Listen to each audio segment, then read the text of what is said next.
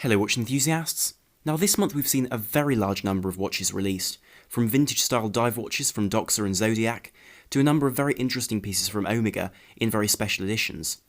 Likewise there have been high horology pieces, and there is a new Hamilton which I think threatens to be perhaps one of the most interesting affordable watches as far as field watches go, with a very interesting spec sheet and a very attractive look which takes both the vintage and the modern and combines them into a very compelling and indeed a very exciting package for those who like things that look slightly old-fashioned but work in a very modern way. But before I begin the video, I would like to ask your opinions on the current situation with the Swatch Group.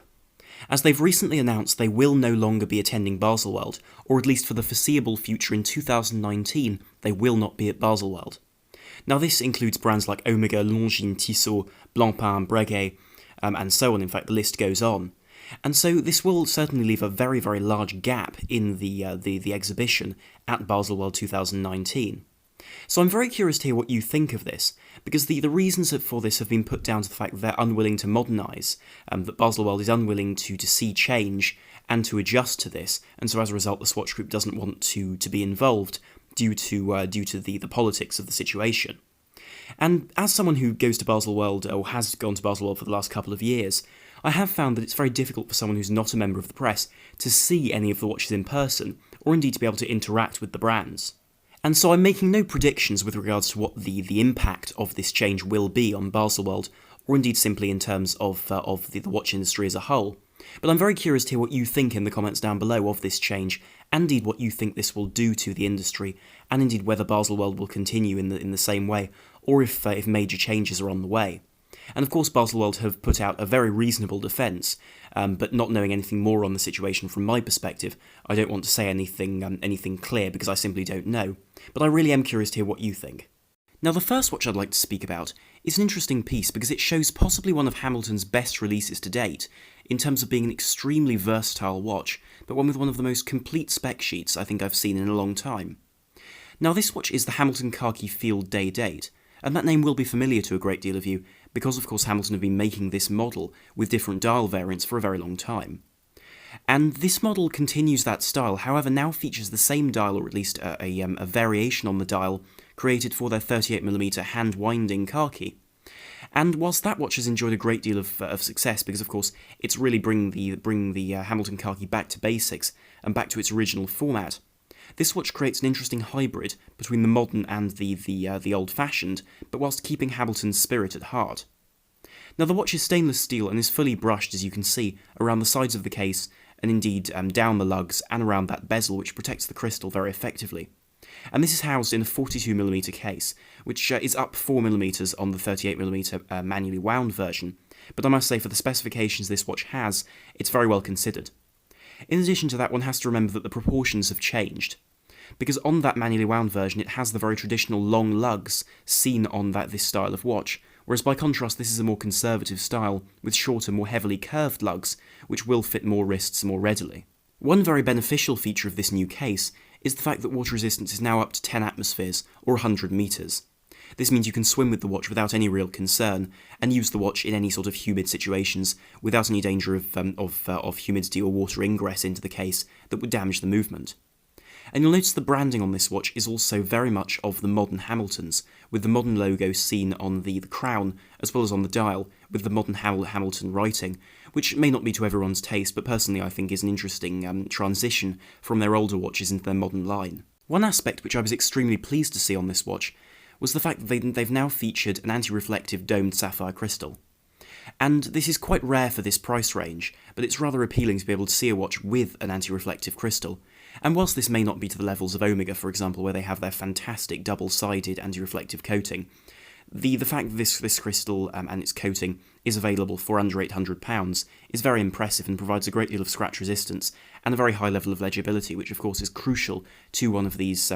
watches in terms of being a field watch which is functional. The movement inside the watch is also an interesting piece, because where they could have used an ETA 2824 or an ETA 2836 for example, they've instead chosen to use the Hamilton H30. And this is based on ETA architecture, and still has 25 joules and all the serviceability you might want. but it now runs at a lower beat rate of 3 Hz or 21,600 vibrations per hour, instead of the 4 Hz or 28,800 vibrations per hour of a standard ETA. And the beauty of this is that you get an 80-hour power reserve, where an ETA will vary between 38 and 42 hours. And so this means that you can put the watch down for 3 days or so, and indeed not have to worry about having to wind it. And this does mean that you can have a watch which you can wear, for example, during the week, and if you want to wear something more formal to the weekend, for example, then you can, and the watch will still be running and accurately the day you pick it up on Monday. The watch also does have the day-date complication, which, as you can see, has been integrated into the dial quite well. Although, as I talk about the dial, there is one aspect which I must say I find a bit frustrating about the dial. Where the dial of this watch is concerned, there are a number of variations which are available, but all are based on the 1960s to 1980s watches produced by Hamilton for the American Air Force and indeed the Armed Forces. Because these dials were designed to be extremely legible with military time as well as a standard time on them, with very legible hands which originally would have been tritium coated but now have superluminova to be legible at night. Likewise, they have those characteristic teeth running around the edge of the dial for added legibility. And whilst this watch is certainly a step away from Hamilton's heritage, I like the fact that they've tried to reincorporate this style into the watch, because it creates a very characterful watch, which I must say I think is very attractive. And of course this comes in 3 variants in terms of dial colours, with a black dial variant, a green dial and a grey dial. And whilst it has been stated that these are going to be produced on a variety of different Cordura straps, in some camouflage styles and different colours, as far as I've been able to find on the UK website, the black dial is available with the bracelet, and the green dial is available with the strap, so I haven't seen a variation with these mixed, though I hope to be able to see that in future. And so as a full package, I think this is a very interesting watch, and certainly a very appealing one, which I think will act as a very interesting balance between something which is more simple and more classic in its style, but also something which is suitably modern and offers all the features you might want or expect. And I must admit, the only thing that irritates me about this watch is the arrangement of the dial, whereby the day-date aperture does sort of interfere with the 3 o'clock marker, though of course there's a very minor niggle, and frankly I'm perhaps being a bit unfair. The second watch I'd like to speak about is a piece which is really steeped in the history of dive watches, because this is the Zodiac Super Seawolf Limited Edition. And this piece commemorates the 1968 release of the original Zodiac Super Seawolf. But before I speak about that, Zodiac have a very rich history in diving, because of course the first Seawolf was produced in 1953, which was the same year as the original dive watch, the Blancpain 50 Fathoms, and so in terms of the debates whether this watch was released before the 50 Fathoms or not, the debate still remains open. But in terms of what one can know, is that these certainly did compete very, very closely to be the first dive watches. And so it is incredible to see the fact that one's able to buy these very reasonably on the market. But Zodiac has been bought by the Fossil Group, and for a long time weren't available in the UK, which I think is a real shame. But luckily enough, they've actually now returned to the UK via a dealer which I personally respect a great deal, which is Page & Cooper. And I've bought quite a few watches from Page & Cooper in the form of my Zin 104, for example, and my Autodromo before that, and they've always been extremely pleasant, very helpful, and exactly the sort of dealer I want. So I'm pleased to see them coming back through a dealer which I respect, and which I understand in terms of what they're trying to do. Now, the Super Seawolf, however, was released later, in 1968, and this is a watch which, in many ways, was a contemporary of watches like the Seiko 6159, in terms of being a professional dive watch. And the modern iteration is a very interesting piece because it keeps the design very closely aligned with that original form. So one sees a very finely bead-blasted 44mm case, which is 50mm from extremity to extremity across the length of the case. It is also quite thick at 16mm thick, but then that is understandable when it is a 1000-metre dive watch, which, as they quite helpfully state on the dial, is 3,200 or so feet, which is quite an impressive water resistance for a watch of this type. And you'll notice the design is very much of that sort of late 60s and early 70s design, with the very curved shape to the case, and of course a bezel which is set around the crystal and surrounded by that locking ring, which would of course clamp everything in place. Now, in terms of the price range of this watch, we're looking at a watch which is about £1,400, and it's a very limited edition of 182 pieces, so of course it is a small run of timepieces, but nonetheless I think for £1,400 it's a pretty impressive package. Because in addition to the 1000-metre water resistance, the dial itself is extremely beautifully done. It's a sunburst grey dial which matches the steel of the case very well, but is accented by that use of orange on the indices, surrounding the luminescence of the markers themselves. And of course one has slightly larger markers at the 3 corners of the dial, when of course there isn't one placed at the 3 o'clock position due to the placement of the date window, which is also in orange as well. The hands are serpent-style hands, and very much of that period in terms of being very legible, and a nice alternative to plongeur-style hands with those styles of enlarged minute hand. And so these give a legibility which is very impressive thanks to their use of orange, but also a style which I like a great deal, and those familiar with diving documentaries like the Jacques Cousteau documentaries of that period certainly will be able to see an appreciation of this design. The bezel of the watch has been very cleverly engineered, because the bezel on this piece, rather than being an insert, actually has a steel insert. And what this means is that you get this matted and frosted finish with these raised polished indices. And this is one of the best designs I find in terms of dive watch bezels, because unlike ceramic, for example, it's shatter resistant, and also, of course, if you do scratch it, the markers will remain, because they are raised. There's also a luminescent pip at the 12 o'clock position, and thanks to the way the bezel has been built, it needs to be pressed into the case before it can be turned, which gives a degree of security which was a key feature of this watch, and I think adds a certain something to an already interesting vintage package by reusing some of this vintage style and technology. And of course, if one ventures behind the case back, which has a very interesting coloured medallion of the sea wolf, one has an interesting movement which is the fossil STP 3-13. And this has a 40-hour power reserve and runs at 4 Hz, but also is an impeccably well decorated and very, very high-grade movement in terms of the features incorporated. Because in terms of these STP movements, the use of springs, for example, is impressive due to the fact they tend to use higher-grade springs than some of their competitors, whilst also this is a chronometer-certified watch for only £1,400, which is again quite rare, and I think does add to the value of this watch as a package. And then with the watch you get a nylon style of orange and black strap, in addition to a Milanese mesh bracelet, and a very vintage tropic strap, all in a very attractive watch roll, which I think adds to this watch as a really interesting, very beautifully built, and very clever vintage dive watch. Now the next piece I'd like to speak about is very much a choice based upon the fact that I think it's just such a phenomenal looking watch. And this is the Doxa Sub 300 Searambler Silver Lung. And the lung models have been quite popular because previously Doxa produced the black lung models. And these models were produced in a limited run based on their Sub 300 vintage style dive watch, which is a piece which already has a very vintage style to it, with a very heavily double-domed crystal, and a build which is almost identical to the original purity of the Doxa Sub 300 worn by the likes of Jacques Cousteau in a number of documentaries. However, whilst they produced the black lung version on the professional base, this version is based on the Searambler, with its silver dial and orange minute hand, in addition to black hour hand, and some other touches which just make this a little bit more of an interesting model in my eyes.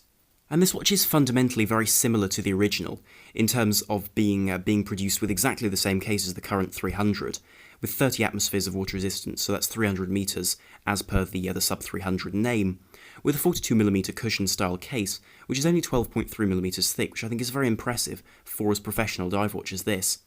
And of course it is in stainless steel with a beautifully brushed case, with some elements of polishing on the sides, and of course on that wonderful decompression bezel, which also has timings around the inner section. The hands continue that style of dwarf hour hand, with the very large minute hand, and the orange tip to the second hand, which is of course square. However, what this watch has, which is special to this 300-piece limited edition, is the fact that it has aqualung on the dial, which of course was the 1943 invention of Émile Gagnant and Jacques Cousteau, which really made exploration of the sea all the more simple for a greater number of people. And so, of course, this is a commemoration of original models with this particular patch, but creates a very interesting model which has a definite nostalgia element to it. But I think as far as design goes, the Doxa Sub, in any format, whether you go for something like the 300 or a 1500 in a far more modern iteration, is a very fun dive watch, with a very classic style and a thoroughly attractive design. In many ways, this watch is strikingly similar to that Zodiac I just showed you, except that, of course, this watch is somewhat different in the sense that it uses an ETA movement rather than the STP fossil movement used by the Zodiac. And whilst one is certainly not better than the other, a lot of people tend to look to ETA for superlative quality and history. And whilst this isn't necessarily true by any stretch, it's nice to know that this Doxa contains an automatic ETA 2824, which is chronometer certified, which of course gives one the additional timing specifications, though of course the Zodiac does also have that chronometer certification. The watch does also have the date, and of course features the same design as any other 300, and so really showing it in this video was purely for the design, which I think is absolutely wonderful. And I think as a standard watch, the Searambler is a gorgeous timepiece to look at, but with the addition of that aqualung branding, it is really the wonder of any sort of dive watch aficionado, in terms of being a beautiful watch in its design, and of course a very clever one. Now the pricing for this watch is $2,190 for the pre-order price, and $2,590 post-pre-order, which I think is a very reasonable price and about the correct price for this watch, in terms of being both a competitive price, but also one which pits it exactly against its likes, and from larger brands as well. Unfortunately, however, all 300 pieces have been accounted for now, and so it is no longer available other than in these pictures, though certainly it is a beautiful watch to see in the photos, and I think was one which I wanted to include purely for that reason. Now, Omega have had an extremely busy month, with a number of releases including 4 really notable ones, however I will only cover 3 in this video. Now the first, which I won't include, is the fact they've released 5 new Speedmaster Professionals for the Japanese Olympics of 2020. And I didn't include these watches in the video just because they are conventional Speedmaster Professionals with the manually wound movement, however with a number of new colours and variations in terms of two-tone models and different coloured dials and bezels. However, the first watch I'd like to speak about is the new Omega Railmaster Denim. And this is a reimagined version of the Railmaster, which I must say I think is a very interesting redesign. And this watch remains pretty much identical to the conventional version, with a 40mm stainless steel brushed case with those beautiful twisted lyre lugs, and a domed sapphire crystal with anti-reflective treatment, which means you get an extremely high level of edgeability with this timepiece. Of course, as per Omega's conventional lines of black dial and silver dial versions of the Railmaster, it has the Omega Caliber 8806, which is their in-house 15,000 Gauss anti-magnetic movement, which is a very interesting movement from the perspective of being a real contender for one of the most accurate mechanical movements currently on the market, running at 3.5 Hz, which is 25,200 vibrations per hour, and having a 55-hour power reserve. And so it's a very versatile movement, a very resilient one, and one which can resist a great deal of magnetism, which of course is key to this watch's history. But of course the elephant in the room is that new dial, because this watch is designed to commemorate denim. And of course, being a watch which was designed to be used by engineers, and indeed by railway workers, it's understandable that this brand has moved in the direction of celebrating this material, which is so key to the work attire of a lot of those individuals who would wear these watches. And so when these watches were produced in the late 1950s and early 1960s, they were very much a working man's watch. These were purposeful timepieces, which were not by any stretch luxury timepieces. So in this case, I like the fact that this watch retains the high anti-magnetism, but in this case they've used that brushed pattern to the dial to celebrate this fantastic material. And so the dial is this wonderful denim blue, as you can see, which is slightly faded along the brush lines on the dial. In addition, they've got rid of the aged luminova used previously, and instead have continued with the sandwich dial, but now have used a sort of a very pale grey luminova to show that colour of the white areas of cotton on denim clothing. One also sees a redesigned second-hand and Railmaster branding, which is this faded brown, which again is another hint to the colours one sees on denim clothing. And the watch comes on a couple of straps to celebrate this as well, either the metal bracelet, which is £3,680, or a denim strap, which is £3,600, and these are the same prices as the conventional version. However, this watch has to play second fiddle to a re-release of one of the most celebrated Omega Speedmasters ever produced. And this is of course the 1968 Speedmaster Ultraman. And the Ultraman was produced in an unknown number of versions in 1968 with the caliber 321, that was the famous manually wound chronograph movement from Omega. And the difference between these and conventional versions was the fact that they had orange second hands and of course a satin black dial, and this meant you had a bit of a gloss to the dial, as opposed to the usual matte greyish tone of conventional Speedmasters of the period. And so these have become extremely sought after and very collectible, and of course extremely valuable. And so as a second version of the Speedy Tuesday watch, produced by Fratello Watches in collaboration with Omega last year, in the same format of a limited edition, this watch has become this year's version of that timepiece. And this watch is an interesting piece in the respect that it's a model which was heavily awaited at Baselworld this year. And the reason why I say that was the fact that Omega's teaser videos for the new Seamaster 300 were seen by some people as some sort of hint towards the production of an Ultraman through the use of the red laser. And whilst this wasn't the case at Baselworld, I do wonder, and of course this is purely speculation and just a slight thought, if you will, I do wonder whether this was a key inspiration for the creation of this timepiece. Now, the modern version of this watch was released as an online-only version, and sold out in a few hours from its release, and actually there were a great deal of complaints from people saying that they were quite angry, really, because the website that Omega was selling them on kept on crashing during the release period, so a great number of people who were very keen to buy one were unable to do so, and as a result of the fact these watches were such limited run and only available online, they really won't be seen again other than on the used market for a heavily inflated price.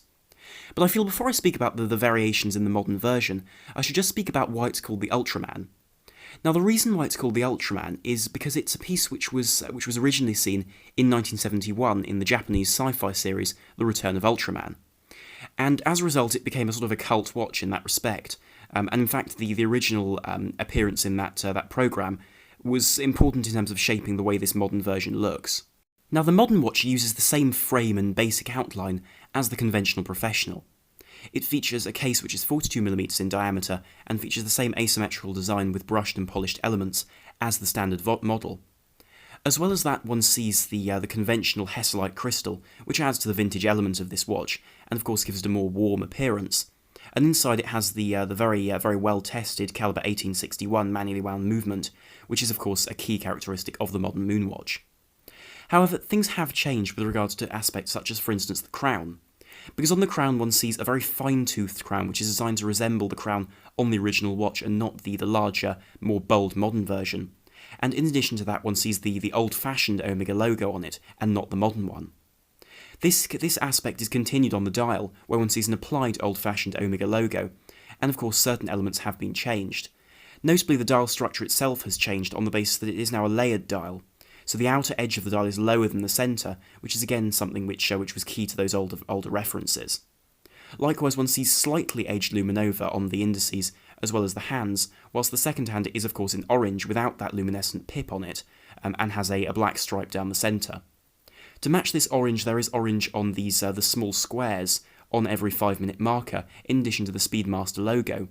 whilst one also has the first 3 minutes of the chronograph minute counter in orange, because of course, as shown in the series, Ultraman could only be Ultraman for 3 minutes, so of course this was an appropriate touch. Then on the running seconds dial, one has a slight change in the sense that the hand has been adjusted to appear slightly different with 2 white stripes rather than the 1.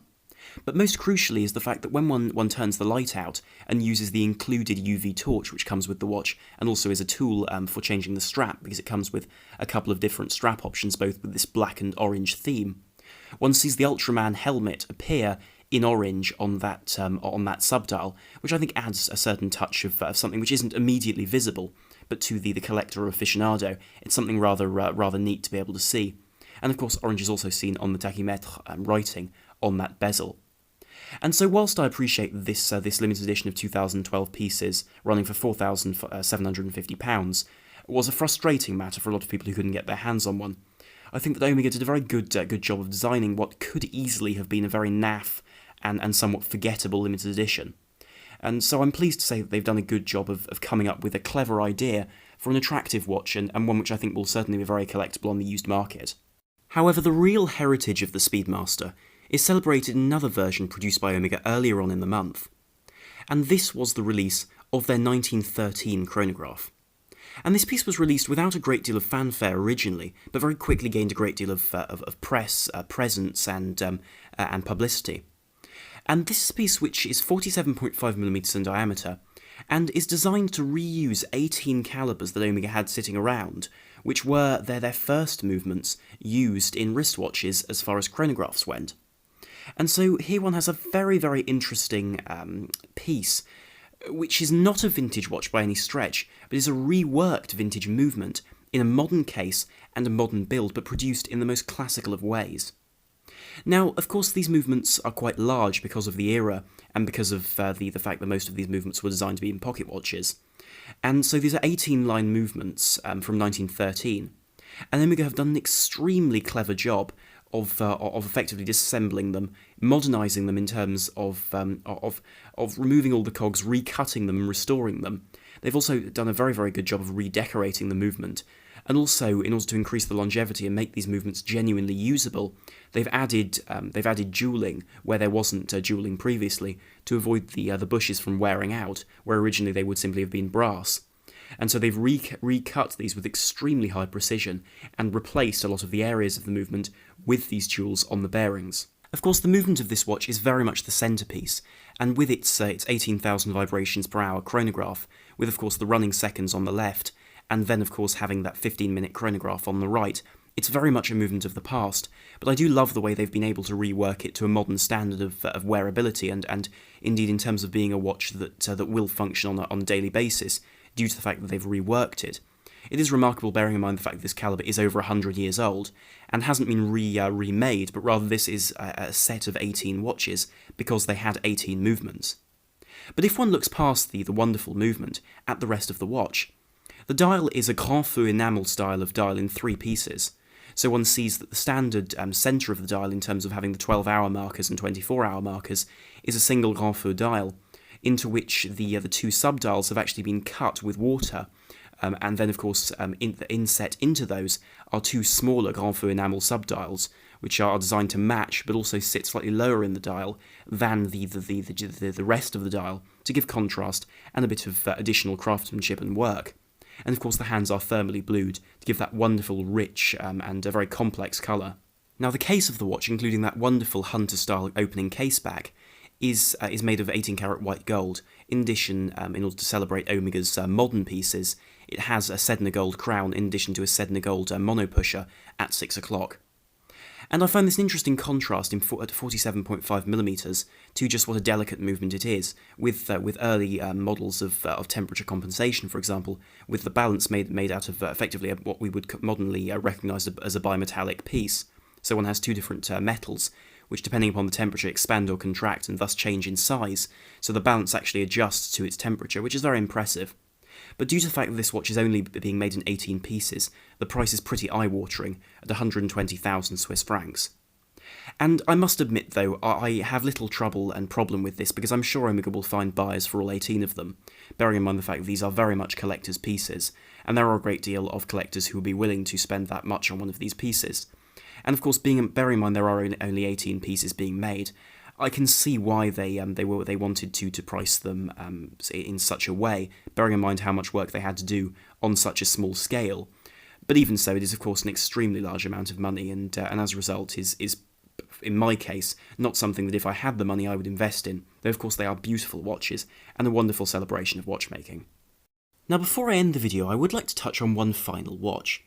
And this is the Ochs Junior Day and Night, and I'm sure I've mispronounced it disastrously, but do tell me in the comments down below. Because this is a brand based in Lucerne that produces less than 130 watches a year. But I've previously been quite interested in their watches as a result of their perpetual calendars, for example, which were watches which had such a new way of looking at the concept of a watch display that they just had a depiction and demonstration of the time, which appeared very abstract, but also very modern and quite clever. And this is very much a piece rooted in high horology in terms of being a beautiful example of horology, but is designed to not cost £1 million or £500,000 or hundreds of thousands, but rather to be based off an existing calibre and to produce something which is bespoke and extremely interesting. But what this watch is a very interesting reinterpretation of how one looks at time. Because the watch itself is based on the Ulysse Nardin UN 320 in terms of its movement, but on top of it has a new module. But the movement itself has 50 hours of power reserve and runs at 4 Hz, and is regulated to plus 5 seconds a day, which is an appealing aspect because, of course, it is quite irritating the fact that a lot of watches run slow, and this means that one has to reset the watch fully, whereas the beauty of a watch that runs fast is that every few days you can simply pull the crown out and wait for a few seconds for the time to return to the correct point. But the beauty of this watch is that it shows through the use of a 13-piece module the positions of both the moon and the sun in relation to the length of the day. And so this means that it takes account of the Earth's position in addition to the moon's position, so it can show you what the moon will be in terms of the moon phase, but also will be able to show you when the sun will rise and when the sun will set. Because the watch itself features this setup whereby you have a central dial with the hands, the hour and the minute hand, with the date at 6 o'clock. In addition to that, you have these 2 sides to the dial which move, And what this means is that it can actually adjust to the length of the day, and so as a result show you on the top half of the dial the daytime, and the bottom half of the dial nighttime.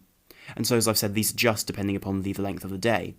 And then one has the moon as well as the sun, which rotate, and of course these are both customizable. In fact, almost everything about this watch is made bespoke for the customer, so whatever colour dial, whatever material you like, really they can do a heck of a lot in terms of what they can show, as well as having a customizer online, which is a neat addition. But in terms of the way this works, the moon rotates around the dial once every month, effectively, every lunar month, and the sun once a day. And so as a result, in relation to each other, and in relation to those sides of the dial, you're able to see how long it'll be until sunrise or sunset, in addition to the length of the night, and indeed how the moon will appear, whether it'll be a full moon, a new moon, or indeed any of the crescents. Which I think is a simple but beautiful complication, which I haven't seen displayed in this way before, and I think is a really clever way of showing something which is quite a simple feature in terms of its functionality, but which offers so much in terms of the enjoyment of mechanisation and of clockwork. Now you may have noticed the button on the bottom of the watch, and the purpose for this is so that you can change the time on the watch without affecting the moon or the sun. And the reason for this is that if you change to summertime, for example, and the time moves forward or backwards, you're able to not affect the time that the sun displays, because of course the sun has no bearing really upon how we decide to arrange our hours. But certainly this was a clever addition, and one which avoids one of the problems that one would otherwise encounter. Of course, due to the nature of this watch, it has to be set up for your exact location in order to function correctly, but I think this is a small price to pay for such a beautifully fascinating timepiece. And of course there is the problem that it doesn't work in the southern hemisphere, as a result of the fact that these would have to rotate backwards, though of course in future this may well be possible with different mechanisation and technology. And in terms of the casing of this watch, it's normally 40mm, though of course you can choose a 43mm version if you choose. And incredibly, despite all of these modules and the multi-layered dial, is only 11mm thick. It is also available in two metals, because you can have it either in silver, which is the more expensive of the options and is water resistant to 3 atmospheres, or if you go for titanium, it's 5 atmospheres water resistant. And the price for this starts at 14,850 Swiss francs, and is in my opinion a really beautiful depiction of what can be achieved with a novel approach to watchmaking, and a new examination of what high horology really is, in terms of customization, and a unique watch for the individual who wants something beautiful and clever in its build. And so I'll conclude the video here, but do tell me in the comments down below which watch was your favourite, and indeed if there was anything that really stood out to you in terms of being something particularly interesting. And so if you did enjoy the video, then please do like, share and subscribe to help the channel and to be able to enjoy more content here in future.